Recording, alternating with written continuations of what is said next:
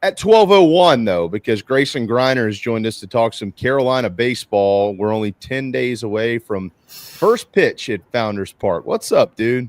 What's up, man? How you doing? Is Man, we miss you, my man. video delayed at all on your end? It's my computer's acting weird. Does everything look normal on your end? Looks pretty normal. All right, cool. I'm doing well. Hope you're doing well.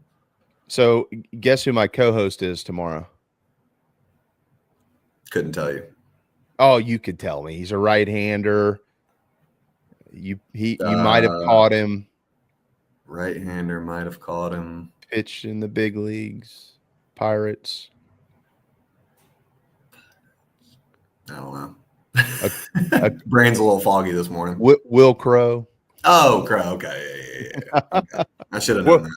We're bringing him along in this media world that we live in, Grayson. It's not as easy as it looks, is it? Oh, no, it's tough. Yeah, I tell my wife that all the time. I'm like, I don't think you understand. Like, I can't just take 5 seconds off and just think about it for a second. That's not how it works. Mm-hmm. You have to continue to entertain. Yeah. Man, I bet you're excited to get back in the booth some this spring too, and talk about this Carolina baseball team. Yeah, it's getting close. Obviously not a player, but you start to get the butterflies even as a fan. Yeah. Carolina baseball is a staple in this community, and you get the excitement that comes along with not only just a new coach, but a Hall of Fame new coach who's just incredible. So I know the fans are getting excited, players are getting excited, and it's like you said, 10 days away. So getting close, excited to see how this team performs on opening day. Yeah, next weekend is going to be a pretty wild weekend in Columbia, if you will. Obviously, opening day is Friday. Mainieri debuting as the head coach. Saturday, Coach Tanner will be honored. His name will already on the field, but will be official, if you will, the ceremony. And then all the former players, all those who can make it. I have spoken to one who won't be able to make it. Will be in, and then that night will probably be pretty interesting, I would say. But it just goes to show you, Grace, and I said this the other day, and I truly mean it. There's so many incredible college baseball traditions across the country, and certainly in the SEC. This place is just different. I mean, everybody knows everybody. They stay in contact with everybody. I feel like the large majority of that is because of Coach Tanner.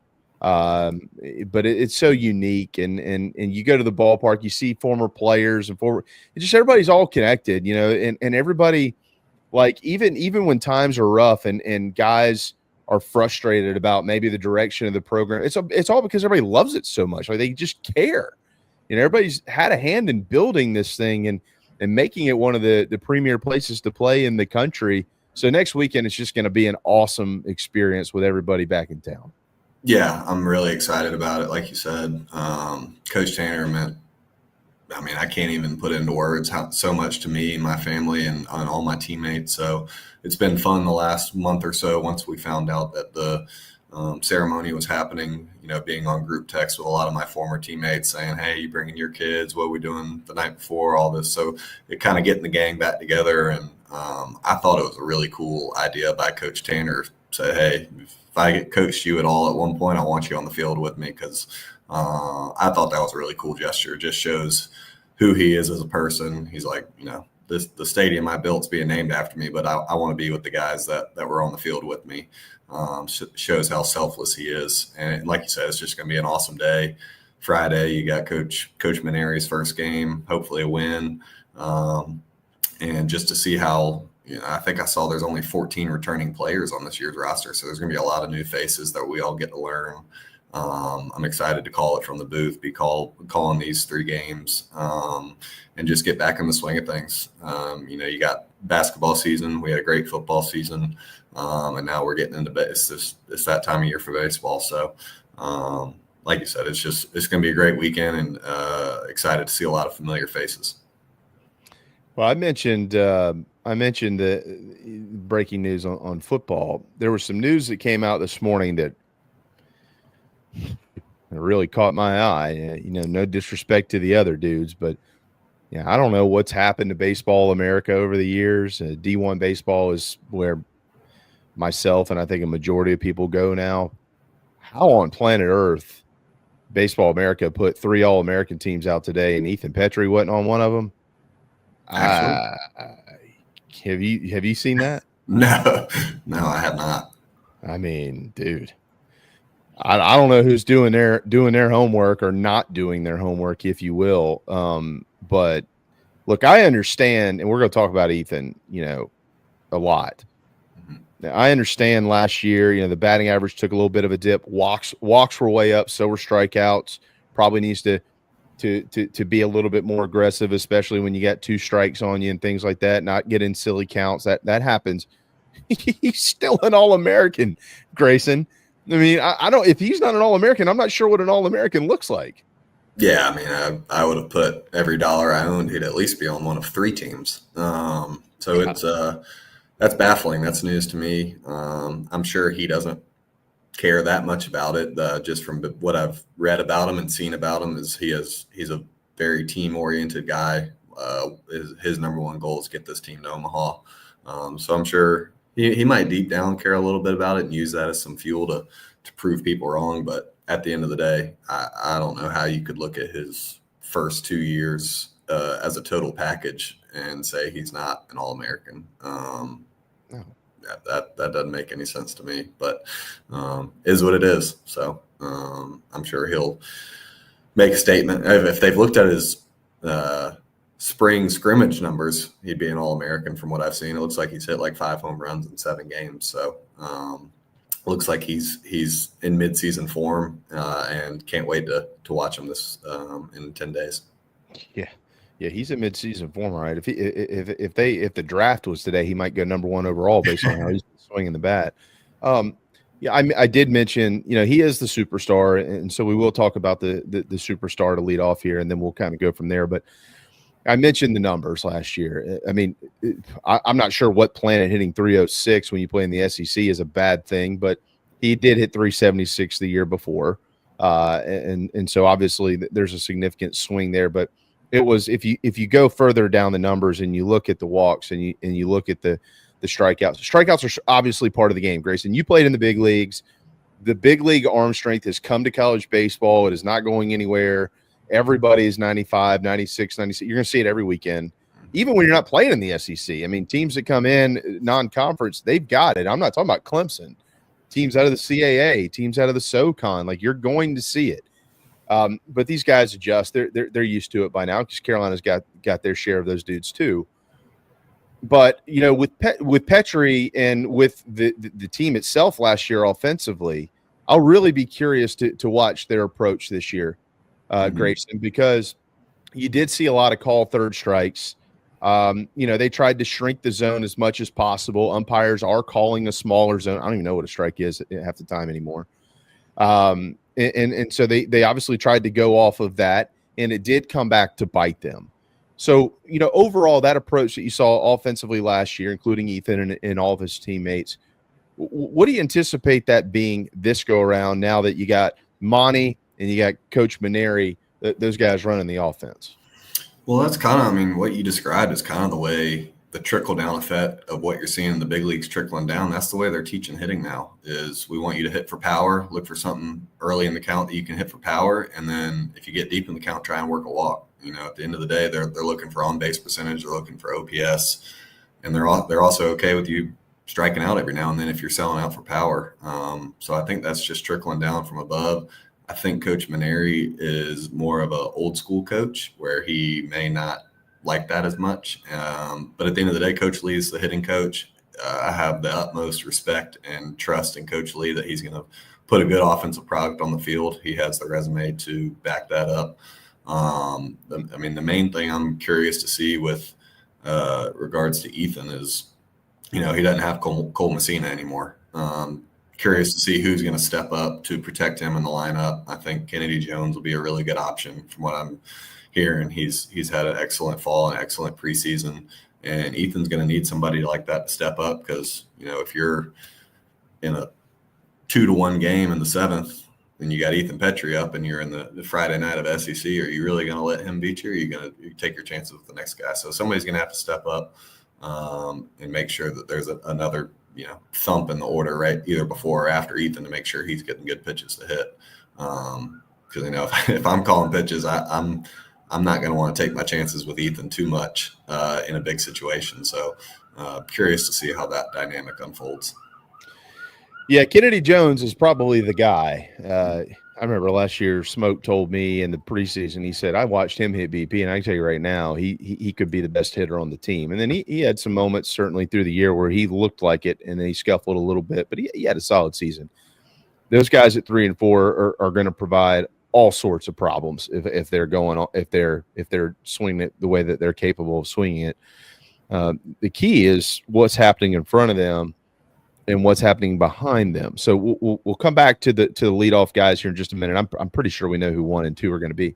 I want to ask you specifically about third baseman KJ Scobie, and I know that you haven't watched him play a bunch or anything because he hasn't played because he's a true freshman.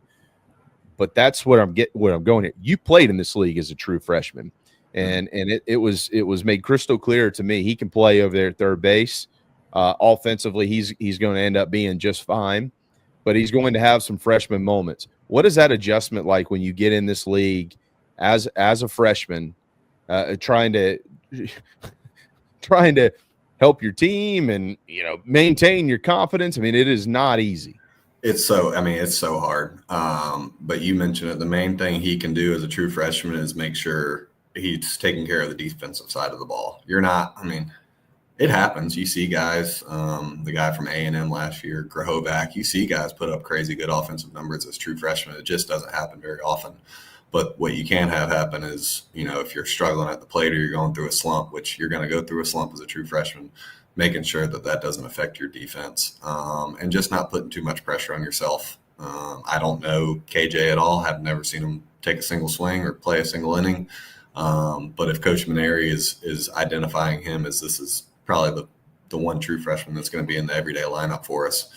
That guy's seen a lot of true freshmen come through elite SEC programs, and he knows what it looks like. So I'm going to trust Coach Mainieri on that. And it seems like KJ has a good, calm presence about him and is equipped to handle the pressure that comes with it. But just leaning on the older guys, knowing how to go about your business day in and day out, and recognizing that you're gonna struggle. There's gonna be 0 for 15 slump somewhere in there. Just making sure you're taking care of your defense and knowing how to come out the other side, learning from the experience with a positive attitude. That statement you made about Mainieri, he knowing what it looked like. What a incredible statement, Phil. Make sure you clip that. That was perfectly said. All right, another guy. And this is, I couldn't wait to talk to you about this, is catcher stuff here. Mm-hmm. Old Talmadge LeCroy. This kid he's been around, right? It's amazing, really, how versatile he is. Mm-hmm. We've seen him play third. He's played incredibly well down there. He's had some tough moments. They've had to play him at short, and when he played short, he was a high school shortstop, and he could do it. And he seems to be the guy. As a matter of fact, I would probably go ahead and switch it from pencil to pen. He'll probably start game 1 next week behind the plate. Clean shaven. I think that I don't want to call it an attitude adjustment because he's not my kid, but that's how I speak to my girls. We're going to adjust your attitude a little bit here. But I do think at times last year his emotions affected some of the way that he played. You can't do all that when you're behind the plate. Like you're the dude. Everybody's looking at you for the answers, and you know that better than all of us, Grayson. Do you have a relationship with Talmadge LeCroy? Has he leaned on you at all from a catching standpoint? And what do you know about how he's going to handle possibly being the guy back there? No, I don't know Talmadge. Just watching him from afar is all I really know. But have seen that he's transitioned back to being a catcher, and heard Coach Mainieri talk about him. But it's a lot different position than anywhere else he's played. But I think he has experience doing it. I think when he came in from high school, he was behind the plate a little bit, but he's a heck of an athlete. I don't necessarily know if it'll be the physical side that'll be a challenge from the beginning, but more the mental side, calling the game, knowing where the defense needs to be, the preparation it takes from behind the plate. You can play left field. Not saying playing outfield's hard, but you can play left field and not get 1 or 2 balls the whole game. When you're catching, if you strike out with the bases loaded, 90 seconds later, you're out there. You got to make sure you're blocking balls in the dirt. You got to make sure our bunt defense is where it needs to be. First and third defense. There's a lot of things that go into catching that kind of force you to forget what happens on the offensive side of the ball, because what you do defensively is just so much more important. But I'm really excited to see him with this opportunity, and some of the other catchers that are going to get to play, because you can't, Talmadge can't catch every single game. Just really excited to see what they do, how they respond to this opportunity. And like you said, catching is the only position where you got 8 sets of eyeballs on you and you're looking out at 8 sets of eyeballs. So you got to make sure your body language is appropriate. Can't really hang your head. Like I said, if you strike out with the bases loaded, you can't hang your head, because, that's going to affect the other 8 guys that are dependent on you back there. I don't think I'd be alone in saying it's probably the most important position on the field. You don't see too many good teams that aren't strong behind the plate. So it's a lot of responsibility for them to learn kind of again back in one off season, one fall and one spring, but can't wait to watch them potentially on opening day or this opening weekend. Yeah, well, you're exactly right about that. If you don't have a good catcher, you're probably not going to be a very good team, to be quite honest.